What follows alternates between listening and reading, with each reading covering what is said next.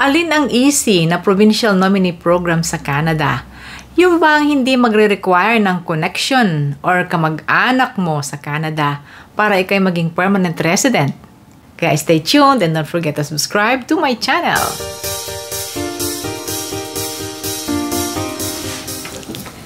Hello and welcome back. Sa Ate Menchi po muli ito. And today another topic about Canada. At kung interesado kayo sa gantong paksa, please consider subscribing sa Menchi's Philcan Life. At salamat po sa aking dati ng mga subscribers. Thank you very much. Pwede rin po kayong mag-follow sa aking Facebook page na Menchi's Philcan Life. You can also join and be a member of this channel. At gusto ko nang pasalamatan ang ating mga channel members. Thank you kay Nery Castro, kay Miss M, Celinia Daisy Caber, kay Madam Pasya, Micaela Narvati V2, Lauralyn Malabanan, Marjorie Ramos, Imelda Leal, Nani Emmy Vlog, Marciano, and Nympha. Salamat po sa inyong support sa aking channel. At ngayon, dumako na tayo sa ating topic, guys. It's all about PNP, Provincial Nominee Programs.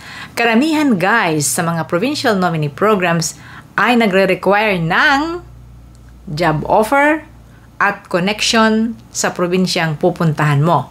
Yung connection, yun yung kamag-anak, kaibigan, dapat meron kang nakatira doong kamag-anak.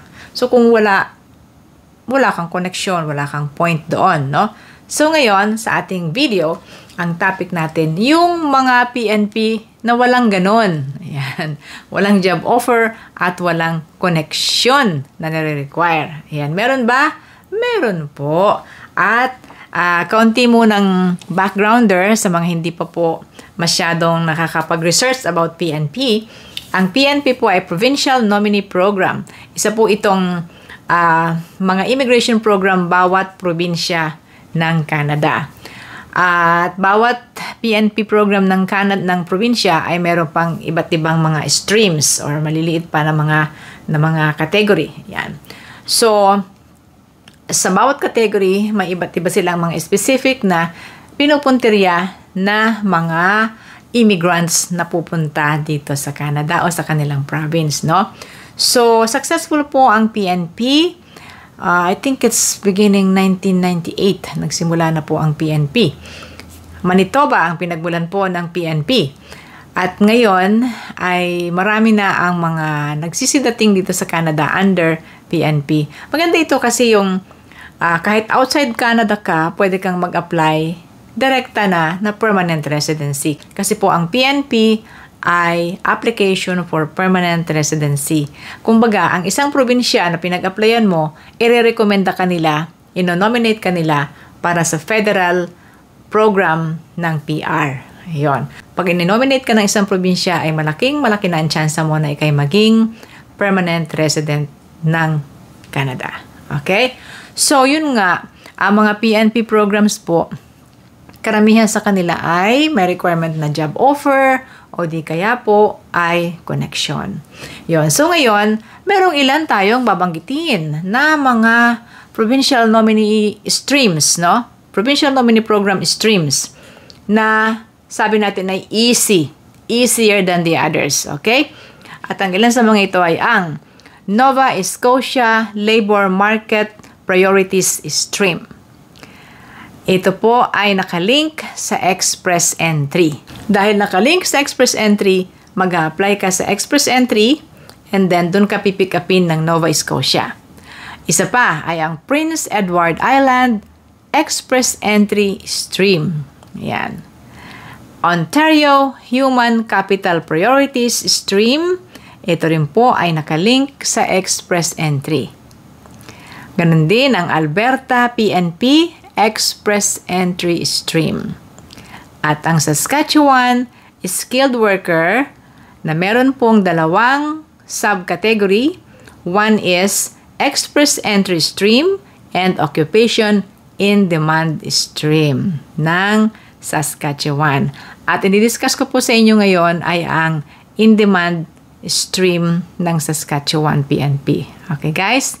Yon. So, sa mga Express Entry link, mga nakalink po sa Express Entry na PNP, ang procedure dyan, mag-open kayo ng inyong profile sa Express Entry. Susundan ninyo yung requirements ng Express Entry General. And then, merong isang portion na no-notify kayo sa probinsyang gusto ninyo, no? Or magka-submit kayo ng expression of interest sa probinsyang gusto ninyo.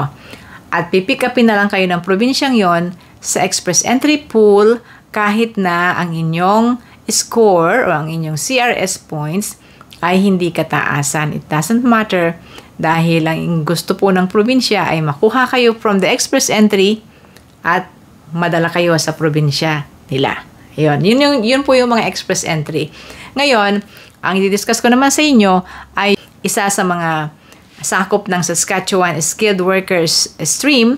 Ito po yung occupation in demand in Saskatchewan. Okay? So guys, ito po yung Saskatchewan International Skilled Worker Occupation in Demand Stream. Sa stream na ito guys, hindi kayo required na maghanap ng trabaho.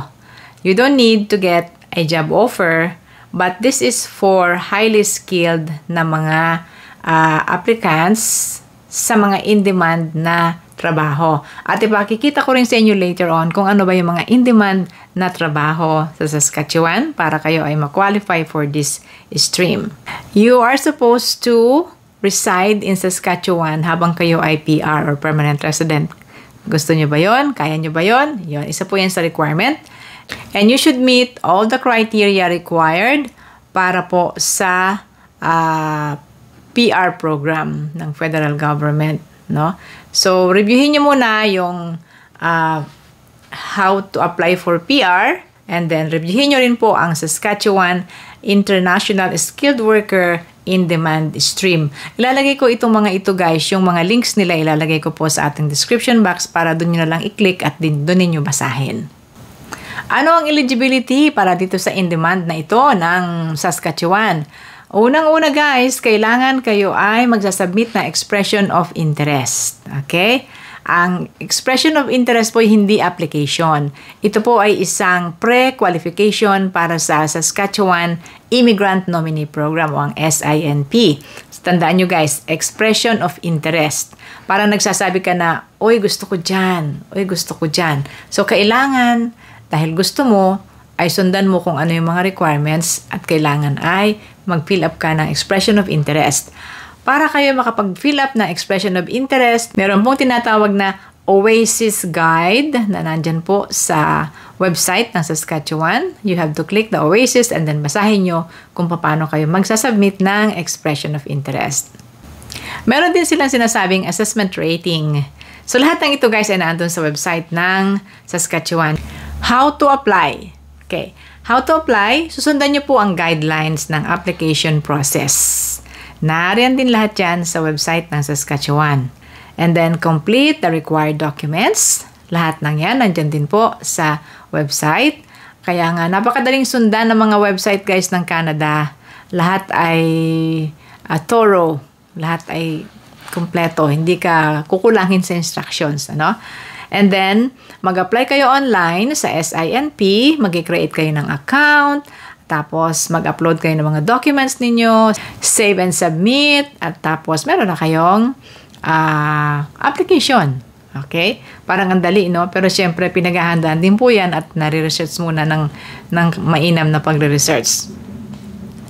At ngayon, ipapakita ko naman sa inyo ang mga jobs na in demand sa Saskatchewan. Marami po yan. Ang iba po ay mga highly skilled, tapos makikita nyo sa bandang huli ay marami ding mga jobs na makaka-relate kayo. Maaring ilan sa mga jobs na ito ay inyong sariling mga occupations, guys, no? So, ang kailangan lang po ay masusing pag-aaral at paghahanda bago kayo makapag-apply sa Saskatchewan. And also, maaaring i-consider din ninyo guys yung mga ibang binanggit ko sa inyo kanina, mga PNP program that we might be able to discuss sa ibang mga videos natin, ang Nova Scotia Labor Market Priorities Stream, ang Prince Edward Island Express Entry, ang Ontario Human Capital Priorities Stream, ang Alberta, at iba pa. Yun. So, good luck po sa inyo at sana ay nakapagatid ako sa inyo ng impormasyon. Kung nagustuhan nyo ang topic natin guys ngayon, please consider subscribing sa Menchie's Philcan Life. And thank you sa ating 94,000 plus na mga subscribers. Also, pwede kayong mag-follow sa aking Facebook page na Menchie's Philcan Life, and you can join and be a member of this channel. Salamat sa ating mga channel members.